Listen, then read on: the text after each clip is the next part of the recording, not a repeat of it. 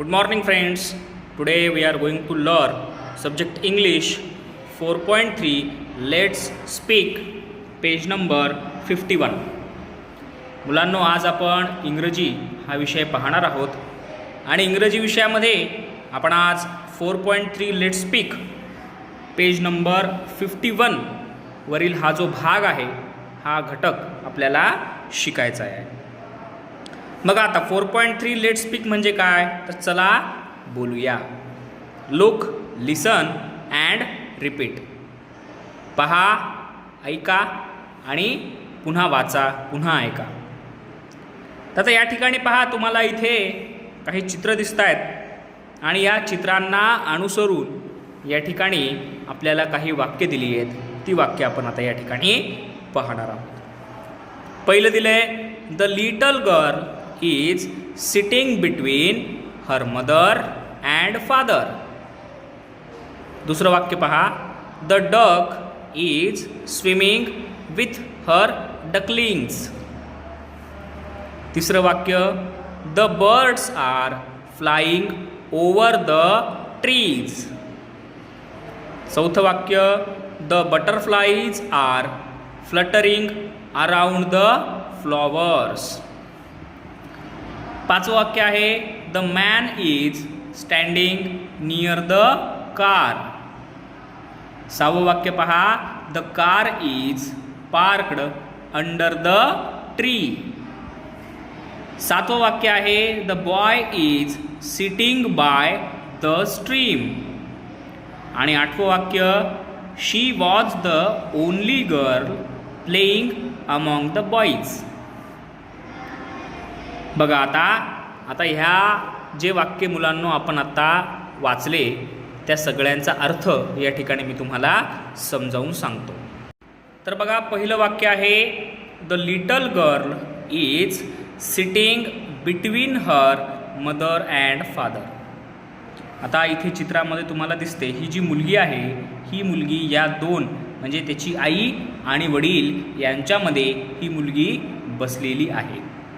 मग वाक्य काय सांगतं बरं, the little girl is sitting between her mother and father. ही लहान मुलगी तिच्या आईच्या आणि वडिलांच्या मध्ये बसलेली आहे. दुसरं वाक्य आहे, the duck is swimming with her ducklings. Duck म्हणजे बदक.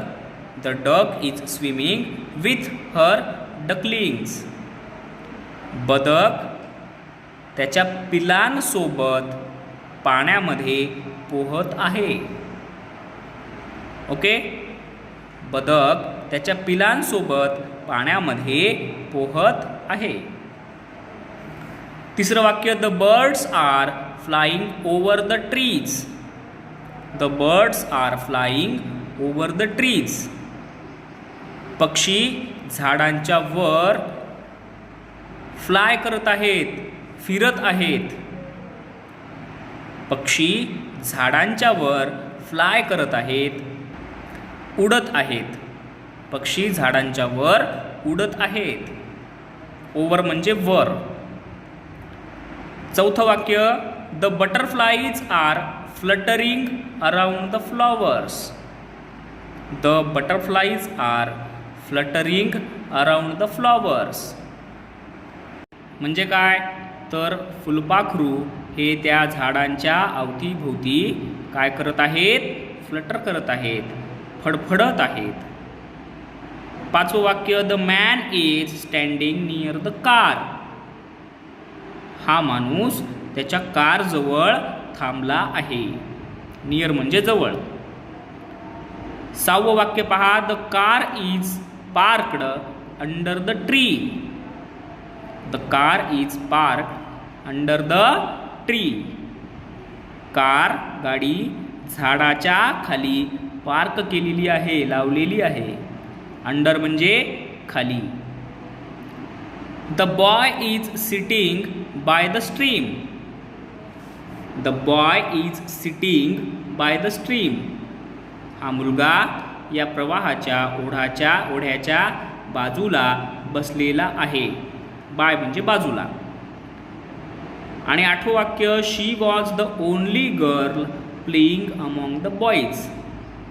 या सगळ्या मुलांच्या गणनेमध्ये फक्त ही मुलगी एकटीच त्यांच्यासोबत खेळत आहे.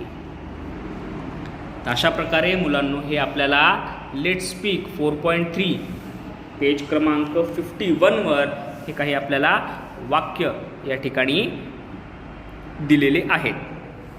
आता या वाक्यांमध्ये ज्या ज्या ठिकाणी डार्क म्हणजे थोडक्यात अंडरलाईनचे वाक्य शब्द आहेत ते अंडरलाईन शब्द आपल्याला या ठिकाणी दिलेले आहेत ते आपण वाचूयात. लुक अँड से, पहा आणि म्हणा.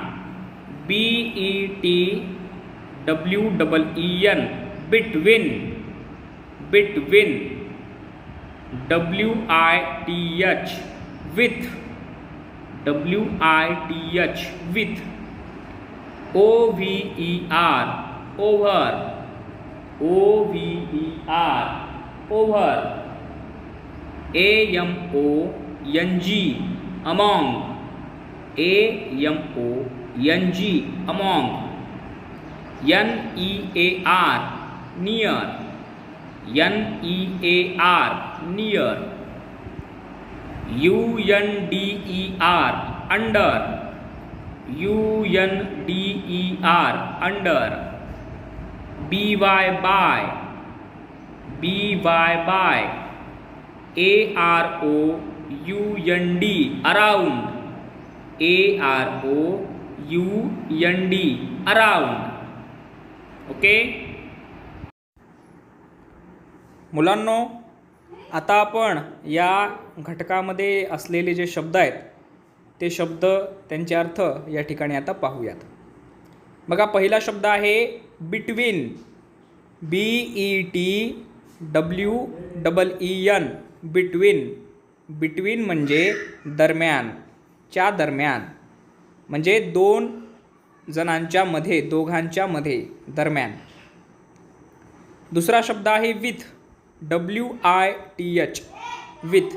विथ म्हणजे सोबत. तिसरा शब्द आहे ओव्हर, OVER, ओव्हर. ओव्हर म्हणजे वर, ओव्हर म्हणजे वर. चौथा शब्द पहा अमॉंग, AMONG, अमॉंग. अमॉंग म्हणजे गणनेत, गणना म्हणजे मोजणी, त्या मोजणीमध्ये. आता इथे अर्थ कसा होता मुलांनो, आपण पाहिलं की त्या सगळ्या मुलांमध्ये फक्त एकच मुलगी खेळत होती, अमॉंग म्हणजे त्या मुलांच्या गणनेमध्ये.